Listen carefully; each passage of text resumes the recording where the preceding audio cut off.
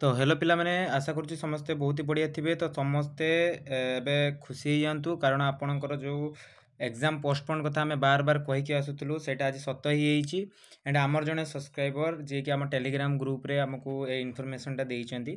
तो से रिगार्डिंग मु ऑलरेडी आपन को कहि देइतिली कि आज आपनकर मीटिंग थिला। तो से रिगार्डिंग आपनकर गोटे इंपोर्टेंट इनफॉरमेशन टी आसीबो मु टेलीग्राम ग्रुप रे कहि देइतिली। तो सेटा आसी जाइछि देखि पारुथिबे आपनकर जो एग्जाम टी रहउची सेटा आपनकर 10 फेब्रुआरी को एक्सटेंड कर दिया जाइछि। बुझि पारले एक्सटेंड कर बाद सेटा को आपन कहि पारे घुंचेई दिया जाइछि।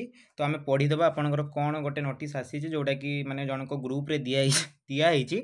तो केयरफुली देखंतु dear students after careful consideration of the ongoing concern regarding method deviations, the university has decided to provide an opportunity for all the affected students to adjust accordingly.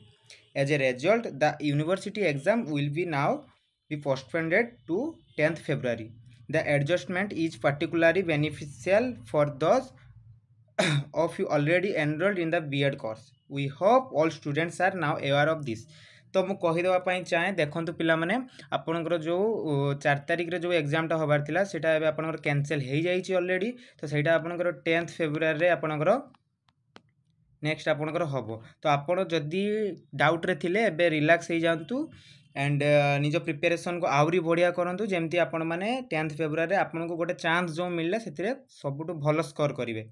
ठीक अछि आउ तार ऑफिशियल नोटिफिकेशन टी बहुत जल्दी आस जिवो मु मो Telegram channel रे दे देबी। आउ आशा करूची आपण माने खुशी थिबे एंड प्रिपरेशन को एमती जारी रखंतु। धन्यवाद।